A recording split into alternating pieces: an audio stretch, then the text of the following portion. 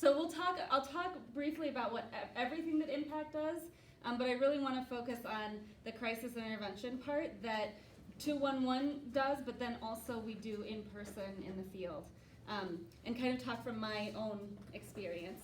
So I'm a social worker. I actually way back, started my, when I was looking at colleges, started thinking that I wanted to go into psychology. I was thinking I want to go into counseling, I want to help people, right? And then as I was in psychology, and this is my little plug for social work, so you all can think about that, I realized that really what I wanted to do was help systems.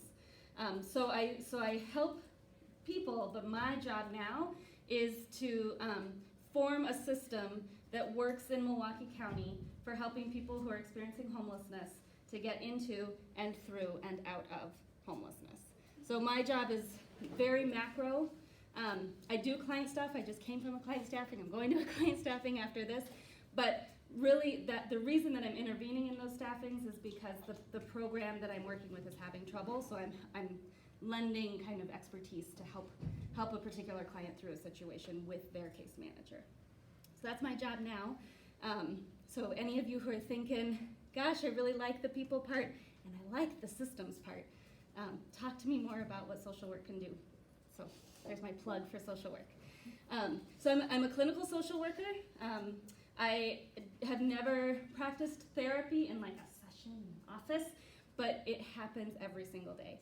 So no matter what kind of role you think that you're going to be going into, whether that's like a case manager position or even 211 is doing little bitty counseling sessions, in little 5-minute increments with people.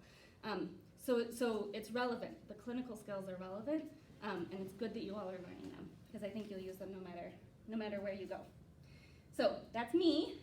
And briefly how I got to where I am now. Started doing street outreach after I graduated from social work. I worked in the behavioral health division for Milwaukee County.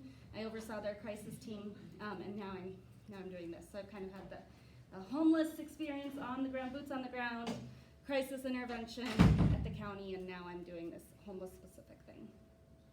So why am I at Impact? So Impact has 3.5 main areas, so mine is kind of the half.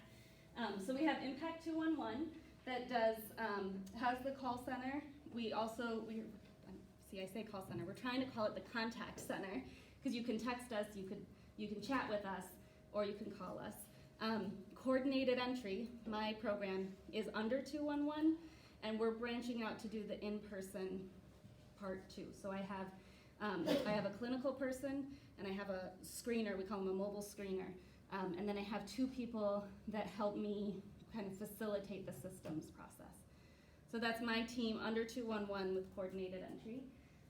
We have our alcohol and drug abuse section. So we have 2 contracts with Milwaukee County specifically. I should back up and say 211 covers the 9-county southeastern Wisconsin region, so we cover Waukesha as well. Coordinated entry is Milwaukee specific. The AODA stuff is Milwaukee specific. If you get an OWI in Milwaukee and the judge says you need to go to treatment, you come to us first. We assess and we figure out what level of treatment you might need, and then we follow you to make sure you've completed that treatment. It's usually telephonic. What barriers are there to you getting to your treatment? How can we help you make sure you complete it so you can get your license back or get back on track? And then we have another contract to do just general assessment. So anyone can walk in and say, I'm interested in treatment, and then we are one of the gateways to like residential treatment. We can work with your insurance if you have insurance, or if you don't, to get an outpatient provider. And then we have Impact Awareness as part of the AODA stuff. It's a campaign for Wisconsin specifically to stop drinking so much, because we've got that distinction. And then our planning and evaluation team does research and evaluates the programs that you all are referring clients into.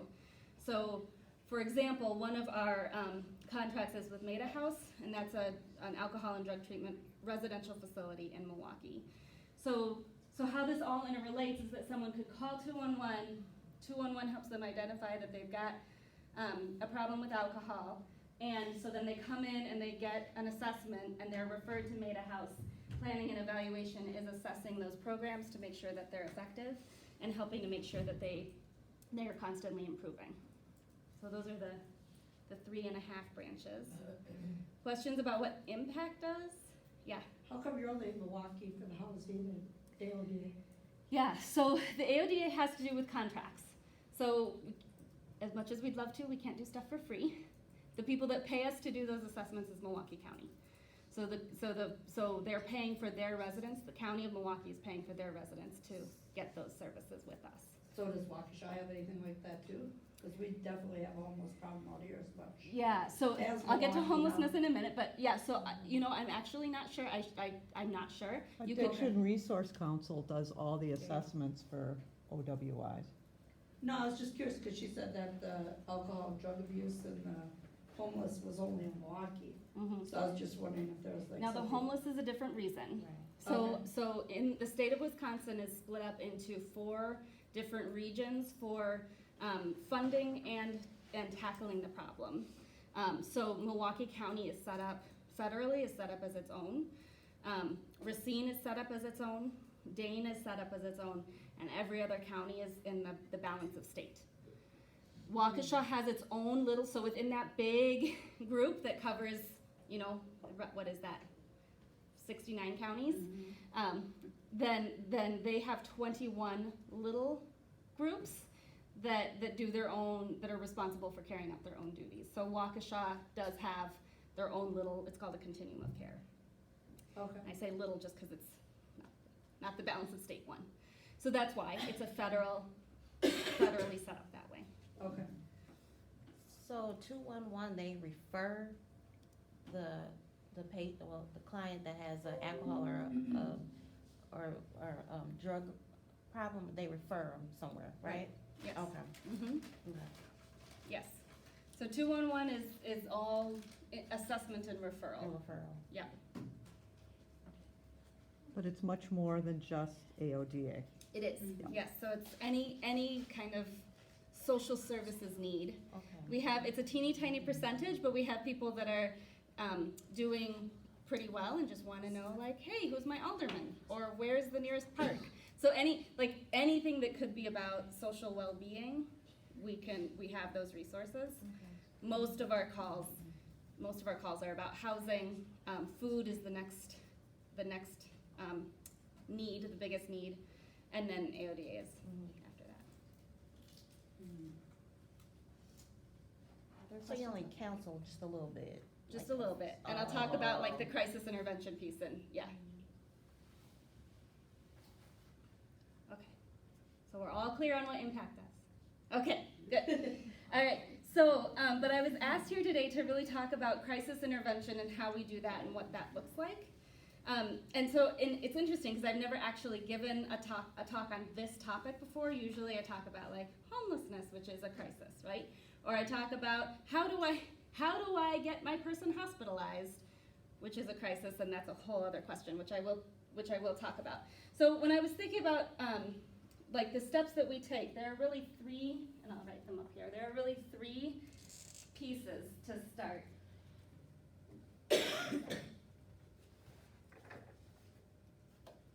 And I liked the ABC stuff because this is going to mirror that. So the first step is to meet the client where they're at, right? Or the person.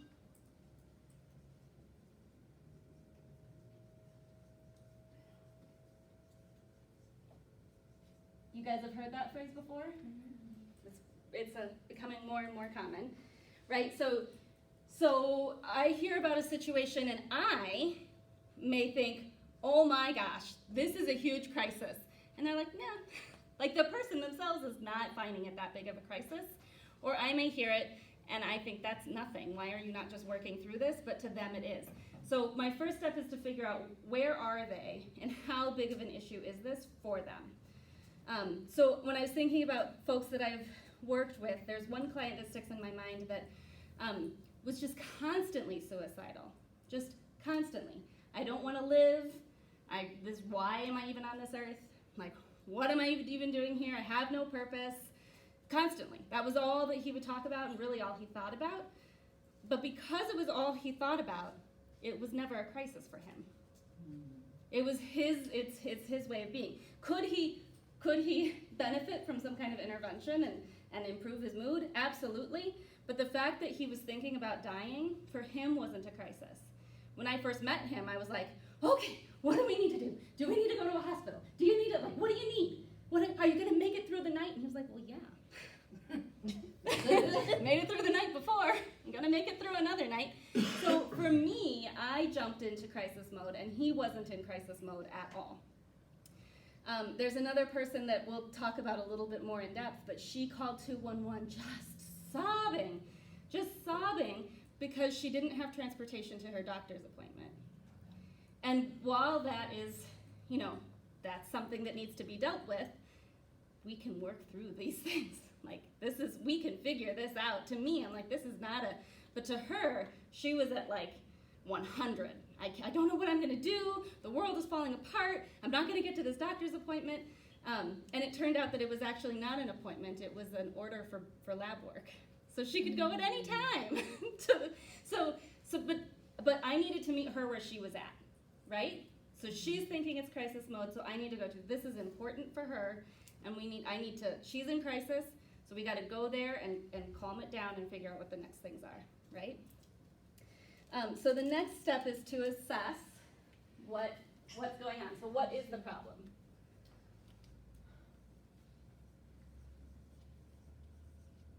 So, and this is where we go into, especially when we're talking about crisis intervention, the first thing that I need to figure out is this something that is voluntary or not for the person?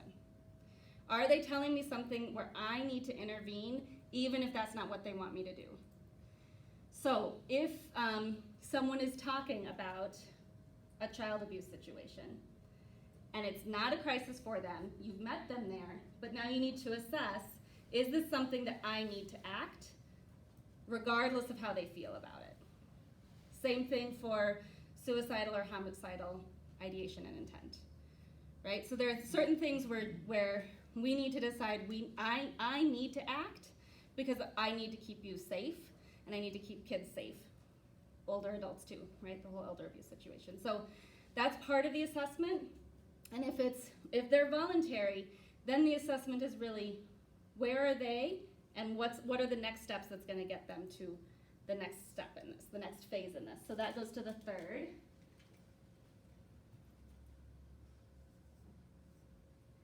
Which is connect to the next step.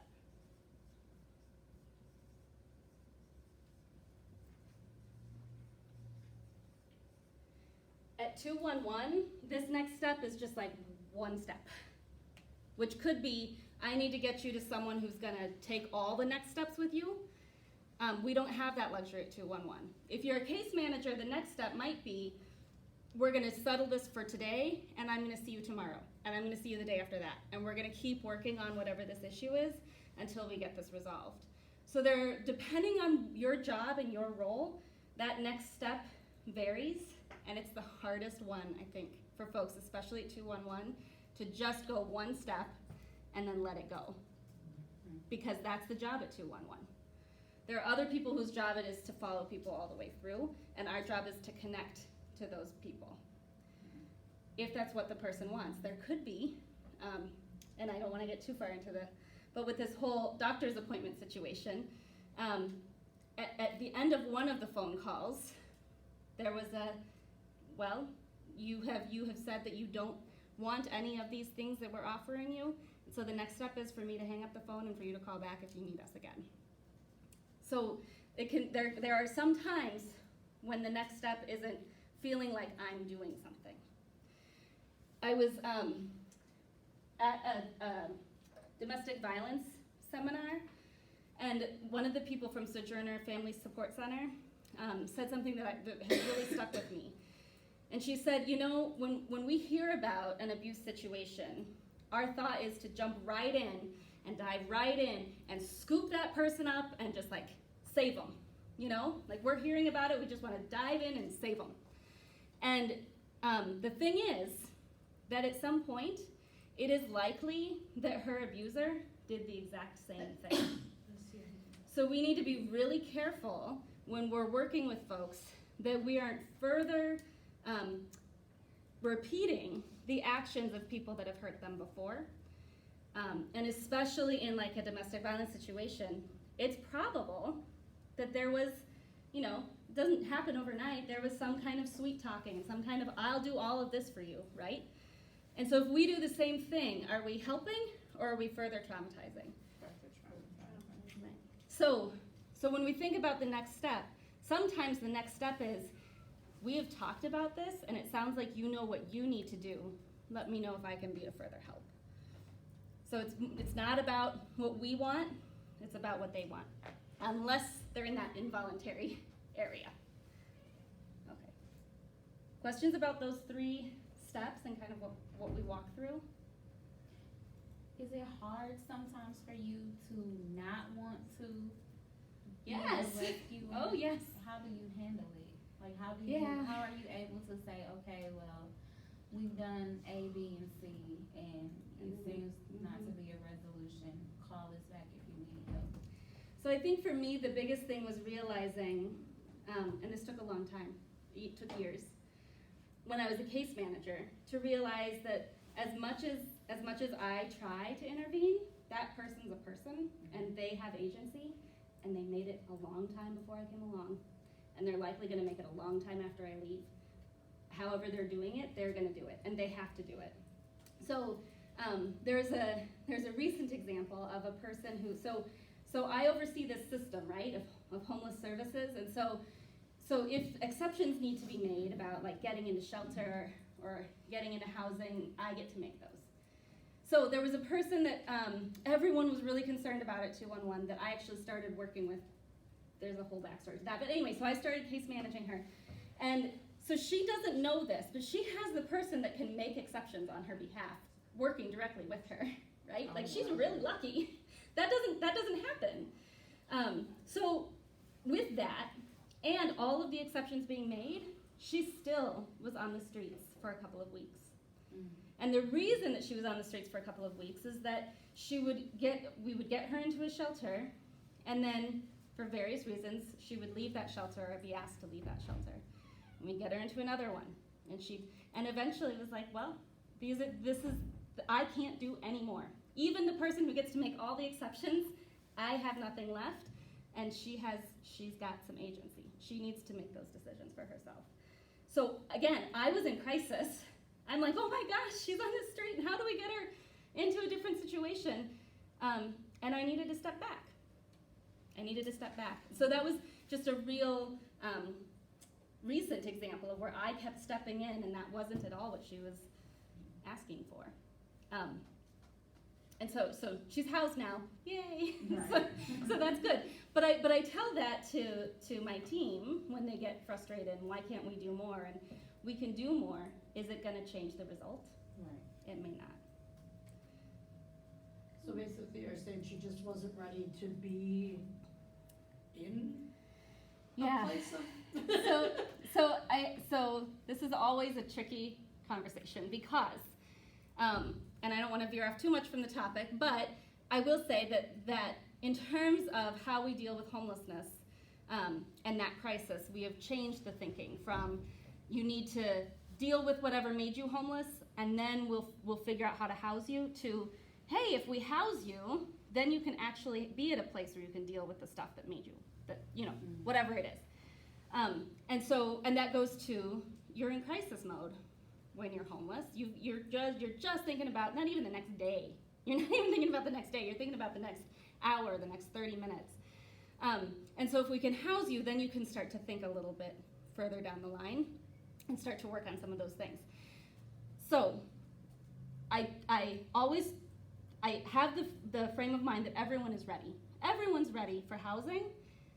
However, I don't know that everyone can handle shelter. And I think that was her. If I had an apartment that I could have just moved her right into, I think we would have done that. Okay.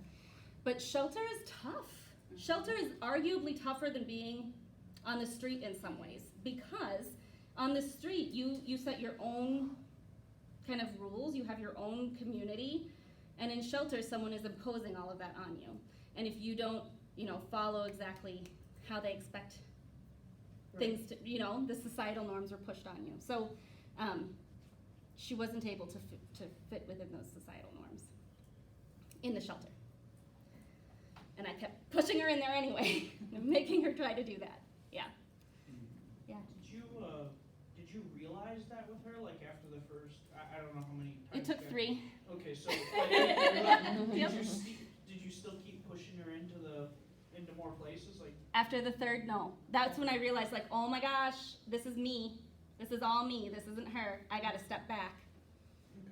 Did you said she ended up getting housing, was that Yeah. through you, did she finally Mhm. realize, okay. so- Yeah, so after a couple of weeks, she asked again for shelter, and that was very different. Okay. That time was very different. Cause she was right. Because she had asked, she was, yep, and then she was able to stay there until she got into her apartment. Where would she sleep? Yeah, so she was by the airport for a little bit. I never saw her at the airport, so I'm not sure exactly where. There were a couple of bus stops by some parks where I know she was because I dropped stuff off for her. So Under the bridge. yeah, so she had a kid with her, so she didn't do the under the bridge thing. That can get a little dicey. But so bus stops. We also in Milwaukee have a pretty relatively safe tent city, although we're trying to, clean that up, meaning house the people by the courthouse.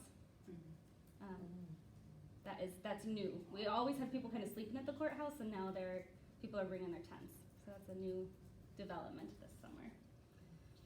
So we have some families in the tents, I guess is what I was thinking. Other questions about these steps? So really important is to meet people where they're at. You need to do an assessment about what the problem is this voluntary or not, and then figure out what the next step is. Their next step, unless it's involuntary.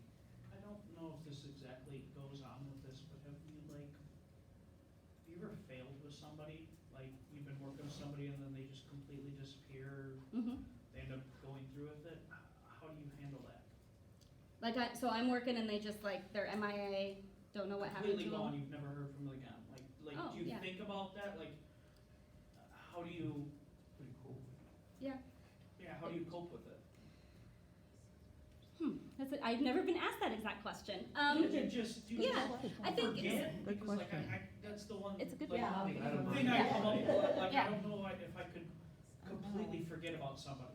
I mean, even if they No. happen to take their life or something, I'd be like, Yeah. did I Should I have fail done? or was there All right. nothing I Yes. could do? So I can tell you this is the first time I've said it in a big group of people, but I can tell you the suicide that affected me the most in my case management days.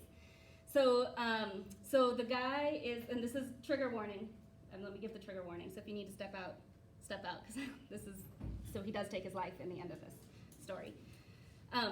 So he's young. At the time, he was about my age, so 25, 26, which always gets me more. Like anytime I'm working with someone my own age, I'm like, oh, I don't know what that is. Something about gosh, that could easily be me, right? So he had lost his twin to suicide years before. What complicated that trauma was that he was in prison at the time that happened, so he never got to say goodbye to his twin brother. Both of them were heavy heroin addicts. And then he went to prison, so he was clean when he came out. And he said, so he had a lot of guilt around this, and he said, I can't go back to being an addict because there was all this guilt about, use and his brother's death. And so he's like, I can't do that.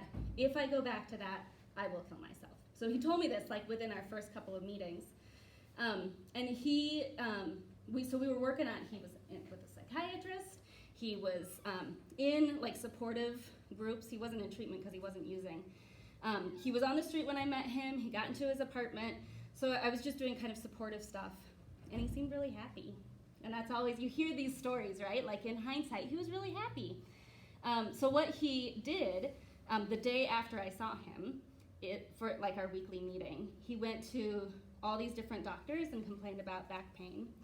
Got enough of the, I don't know what oxycodone, some kind of painkiller, enough of them, took them all, and he was found dead the next time I tried to visit him.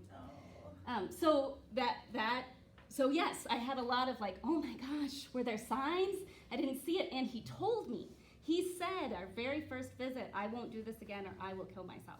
So that like phrase is like, oh my gosh, did I miss it? Was he using? Was he, you know? So the way that I've kind of come on the other end of that is that, no, because this was his decision. Even if I had been there to intervene at that moment, would that have changed anything? I don't know. And ultimately, going back to the needing to step back, I have to let the person make their decision, and I have to know that they were okay before me, they're gonna make decisions after me, and I can't own it. Because if I own every single person's tragedy, I'm gonna crumble. That was really hard for me, and it took a long time for me to get over. But I've kind of come out on the other end thinking, I don't know that I could have done anything differently, and even if I did, I don't know that there wouldn't have been the same result. People that just kind of go MIA, I think about, and my strategy for coping is to think, gosh, if they need me though, they would find someone again. Have you ever like run into somebody like a year later or something like that? Mhm. You're like, hey, I was. Yeah, that has happened. Maybe doing better? Or Yes, doing more? especially with my job now. So when I was doing case management with folks that were homeless, there were folks that would go MIA, and now I hear about them like, oh, they're back. Let's see what's going on in their lives right now and see how we can help them right now. So that's a little bit easier to handle than, you know, something tragic happening. But it's possible to get through it. I will also say I have been in therapy myself in this role, and there's no shame in that at all. So it's okay to utilize your own, you know, your own support, even if that's a formal, like I'm gonna pay a therapist so I can talk to her about, you know, how hard this job is on me. Do you enjoy more so what you were doing before as case manager or this role now? This role now. 'Cause you can help more I love see, this is my thing. I love being a macro. So I got frustrated. I got frustrated as a case manager. I got frustrated that it was, you know, I can do really well with this person, but the system isn't working. And if I have a peer that isn't, you know, in my opinion, as strong of a case manager, then I see those folks falling through the cracks, and I can't do anything about it. So what I like about my job is that I get to kind of have a hand in all of it and try to improve the system so that everybody's doing well. That's me. I'm a macro person. Okay, I do have more to talk about. I just want to give plenty of time for questions and things. So I did want to talk about suicide specifically, because when you think about crisis, like someone saying that they're going to take their own life is certainly up there in the realm of what crisis means. And like the example that I gave before, the most important thing is for you to stay calm and to really assess what's going on. So 211 uses this, and I'll pass this out. It's called the SLAPC. On the front is suicide, on the back is homicide. So if someone calls us and says that they are contemplating either taking theirs or someone else's life, we do this assessment with them to figure out how serious is this, and do we need to get someone else involved, or do we need to simply kind of talk them through it and then give them community resources. So it's kind of a helpful objective. When you hear about something that serious, you kind of tend to go like, what, oh no.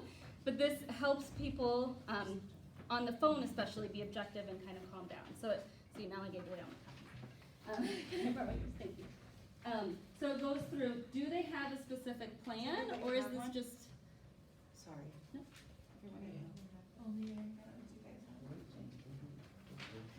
So do you have a specific plan, or is this something that you're kind of thinking about in general?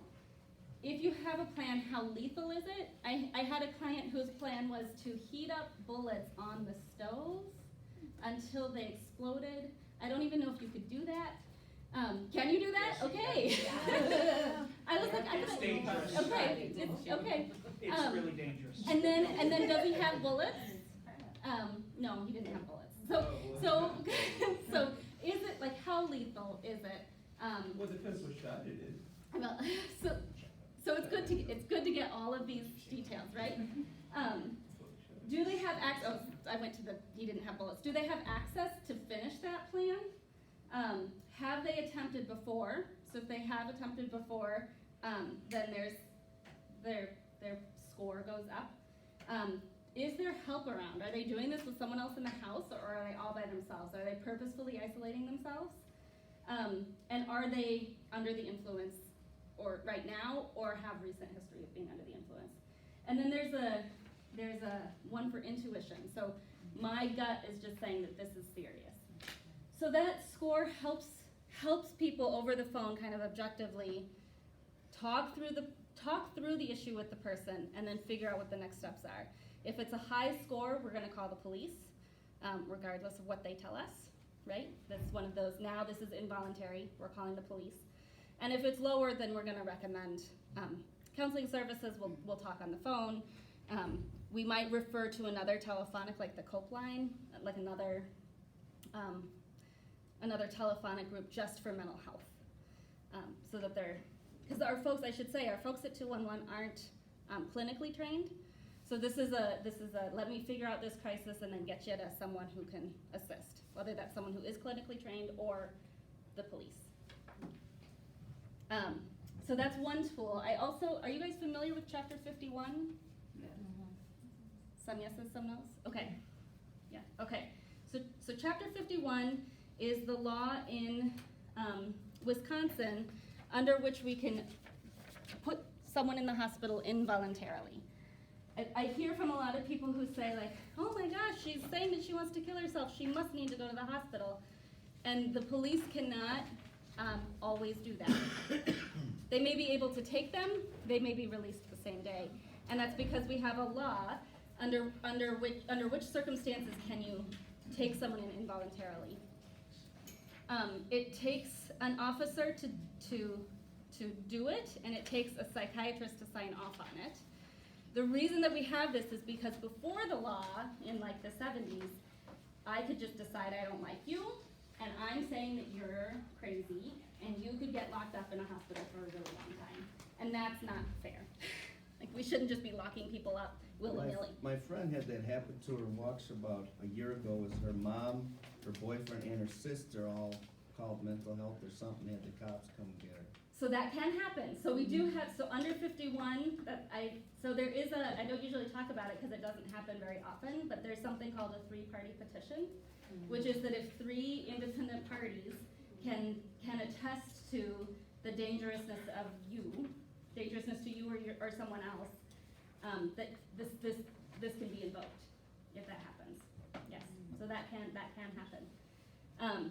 Milwaukee County, so I know Milwaukee County really well. It's one of the stricter counties in terms of adherence to this. I will say I stole these slides from Dr. Thrasher. He is the medical director of the psychiatric crisis services. So our psych ER in Milwaukee County. So he gave these, and he's the one that ultimately signs off on stuff. So you guys have it from the horse's mouth for Milwaukee. So the components of 51 is that there has to be mental health. So it has to be mental health, drug abuse, not alcohol abuse, because we're in Wisconsin.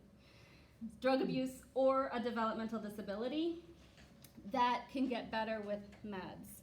So if it's like dementia or some kind of like low cognitive functioning, that won't work. But if it's something like autism, that might work. Schizophrenia, yeah. So it has to be tied to a diagnosis. It can't just be this person is, using heroin every day, and I'm afraid that he's going to kill himself. Well, if he's been diagnosed with like this is a dependency versus he's using and he doesn't have a diagnosis. So we have to have a diagnosis. That can happen in the hospital. it has to be high acuity, so they have to be a danger to themselves or others, or be unable to care for themselves. This last one in Milwaukee is really, really tough. We had success with it for a person who was diabetic, also had schizophrenia, and so her belief, part of her belief system was that the food was poisoned, so she wasn't eating, and we had to prove that her blood sugars were so out of whack that, and she was doing that because of her diagnosis, not because of like just her choice. And then she was hospitalized, but it took a lot. She had to get blood drawn. We had to do all this workup for her, which was challenging, if you can imagine having somebody who doesn't want to go to a hospital to get all this. Anyway, so high acuity, and it requires coercion. So they have to be a minor without a guardian, too high risk to be voluntary, or refusing treatment. So you could have somebody who is very acutely suicidal, their SLAPC score is really high, and they say, but I want to go to the hospital, I want to get help, and then that all goes away. Because we want to make sure that people are voluntary versus involuntary as much as possible. So if they're saying, I want to get help, then we gotta get them help. And we gotta get them to the place where they can be helped, which is often a hospital. There's just a little note that patients with dementia don't fall under this, and patients with acute medical needs don't fall under this. Chapter 51 cannot require people to take meds. You have to have an additional order for that. So Chapter 51 can get them involuntarily committed to a hospital, and that's it. So they can they're safe, because they've got people watching them all the time, and it's a secure building, but it doesn't mean that they're necessarily going to start meds. Is that still only a 72-hour hold? So it's a 72-hour hold first, and then they go to court. This is they're being detained, they're being arrested. That's what we're doing. So then they go to court, and then a judge further decides if they hear testimony from both sides, what the next steps are. If they need further time in the hospital. Sometimes they'll, just like you hear about a plea bargain happening, so they have a lawyer, there's a chance that they'll sign on STIPs, if you've heard that. So what that means is that they're signing saying, I agree to do these things if you let me out now.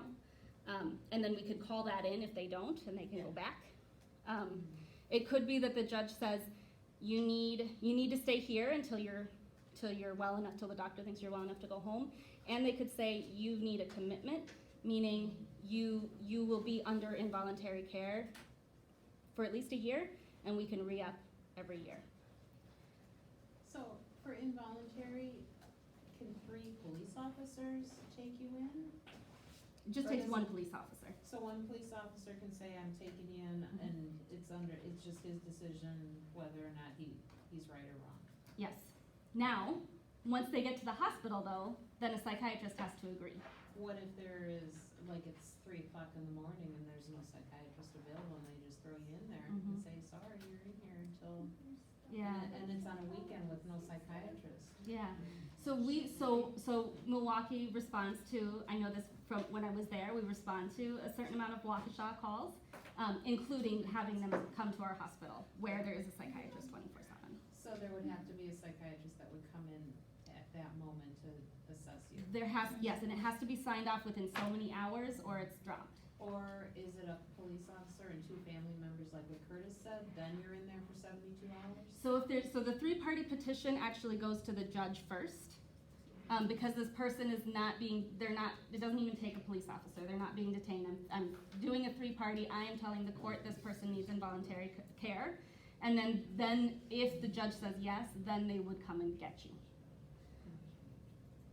So it just takes one person to start, but if you're doing a 3-party, but that has to be like, you're being arrested. Actually, a friend of mine, a very good friend of mine, ended up developing schizoaffective disorder in her 30s. And she stopped taking her meds because she thought she was fine. And it's really sad, I saw her start to deteriorate with that. And so I actually was one of the people who went to court and along with her sister and her father. And we did that 3-party commitment and had to go through that whole process. so she was, then ended up, the court ruled that she had to go into involuntary commitment. And she was there for a while in Waukesha County Mental Health. And then she was put in kind of like a halfway house type place, where she was then court-ordered, mandated, medication regimen, so that way they could make sure that she was actually taking her medications. And then after that, she was fine. I mean, now everything's all hunky-dory, she's back to her old normal Lindsay. And that's But that's- it was that whole That's the process. power of chapter 51. Right, exactly. So thank you for that. That's a really good example. Yeah. So the point of chapter 51 is when you're in this assessment phase and you're saying, oh my gosh, perhaps they don't see the crisis. Often if you're using chapter 51, they don't see it as a crisis. But objectively, you can say, this is a crisis. We need to intervene now. Otherwise, you're a danger to yourself or others. This isn't gonna be good. And so we are gonna use that involuntary, and the reason that the law is so strict is because we only wanna do it as long as we have to. And then after you're better, then we can lift it. So it sounds like she was probably on a commitment, so an order where she was saying, they said, you have to do these things. She followed it, and then once she's better, she doesn't have to be on it anymore. So that's the point of 51. Sometimes just 72 hours is enough. Sometimes it's just, that's long enough for the person to come out of the crisis, see things a little bit more clearly and a little bit more objectively, and then we can work on the next step. I have a question. So if a psychiatrist decides someone needs to, inpatient, involuntary, who do they call first? So the psychiatrist is deciding that. Where's the psychiatrist? Are they in the hospital or are they in the community? The community. So this is a thing that many states have that we do not. The psychiatrist cannot do a chapter 51 by themselves. So if you're in the community, there has to be some kind of law enforcement involvement, and then the authority of the county actually gets to decide. In some states, a psychiatrist could just sign off on a thing and have you go to the hospital. We can't do that here. It has to be, they have to follow the same process. So the person would have to, You actually get arrested. Police officer actually comes to your house, puts you in handcuffs, puts you in the back of the squad car, and takes you to the hospital. And they do put. Because I had that happen to my daughter. Mine too, my daughter as well, when she had a suicidal ideation, and one of her friends stepped up and called the police. They didn't care, they were like, I'm coming in, and I'm like, what's going on, because I really had no clue. It turned out in her case to be more of a sympathy thing, but they had to bring a caseworker in to check, because if she didn't check out, he told me, he's like, this is gonna upset you, but if she has to go, they're gonna take her away in handcuffs, and I'm like, over my dead body there. And I convinced the counselor that she could handle it on the outside, because she could, I knew what it was, if not, I would've been all aboard. And that's what they did with my daughter too. She ended up in for 2 days, because, and it turned out, her therapist said she should journal. So she was journaling and she was sharing with her friends when she was journaling. Well, when you're journaling your thoughts. You're not necessarily in a bad place where you're gonna follow those thoughts. They're just your thoughts, they're just your feelings. Let me guess, the police took those as the suicide note, so that's why she got put. Well, they didn't, fortunately where I live, I know all the cops and it's a small community, so they're a little more compassionate. So they said, Angel, just because, you have shared these notes, your friends are concerned. We were here a couple weeks ago because you were having a really bad day and you were really upset and it was the end of the world. Cause at 16, the world ends every other day.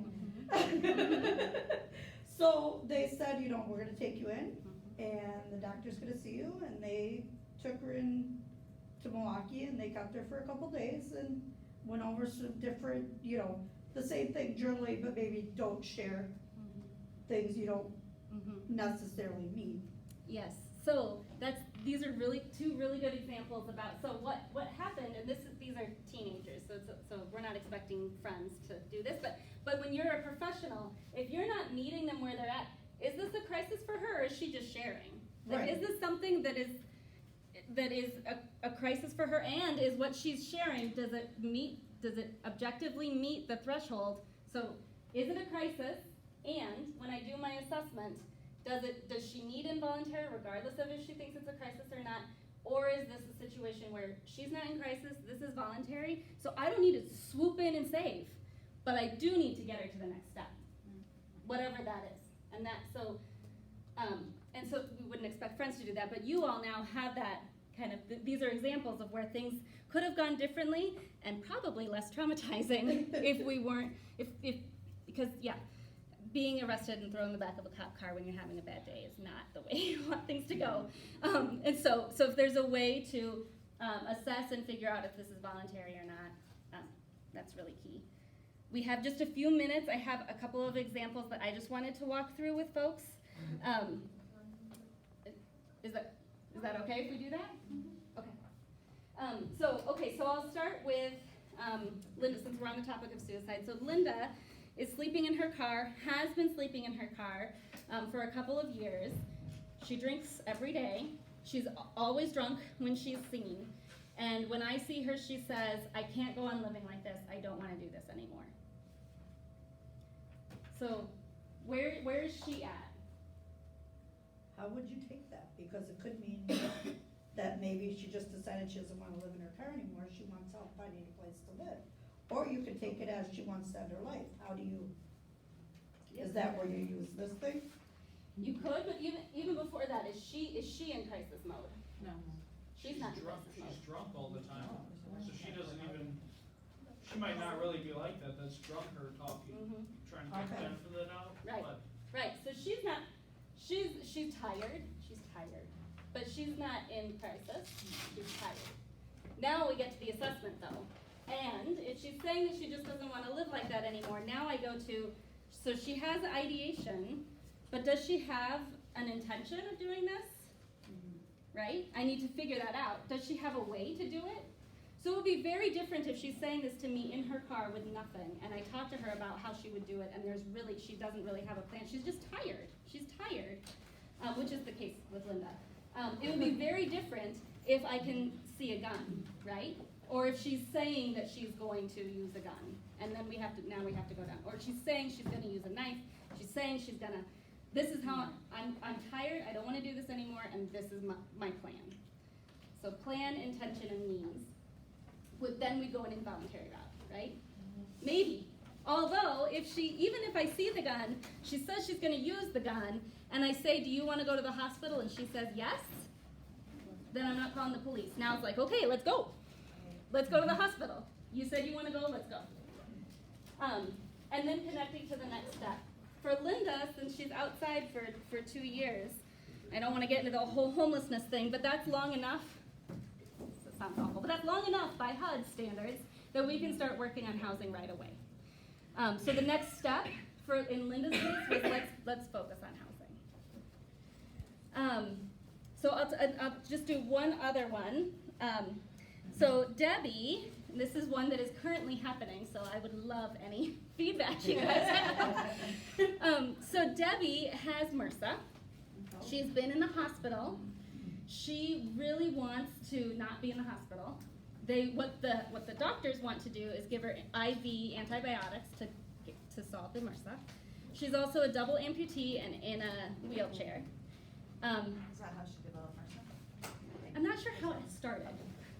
Sorry, the nurse. So she has it. She's in this wheelchair. She says, I want to go home, and they try to convince her to stay, and she doesn't want to stay. And so they can't keep her. So they give her oral antibiotics, and she doesn't have a home. So she's currently outside in her wheelchair with MRSA. Oh my God. Okay. That's very contagious. Very contagious, yes. So I'm going, this is a crisis. Yeah. Okay, so meeting her where she's at, what is her crisis? Being in the hospital. Having to be in the hospital. Everything. I thought I heard her. Did someone say? Oh, The MRSA? It's not the MRSA. She's not concerned about MRSA. Oh my gosh. What she wants is to be home. She wants an apartment. That's what she wants. So that's what she wants. We don't have an apartment for her. And then we go to assessment. She can't go to shelter. She probably shouldn't even be like in the camp that she's in. She's very contagious right now. So we can't get her inside, and that's what she wants. So now we go to, is this enough for an involuntary anything? No. It's not. Because we can't, there's no way that we can force medication on her. We can't force her to stay in the hospital unless we could tie it to some kind of mental health or cognitive thing. And so far, we haven't been able to do that. Did you ask how old she is? 53. To me, this So sounds, she's set in her way. What about a nursing home? Yeah, what about a? That's why she refused the hospital. Because they were like, we're going to do this, and then we're going to get you here. And she doesn't want that. She wants her own place.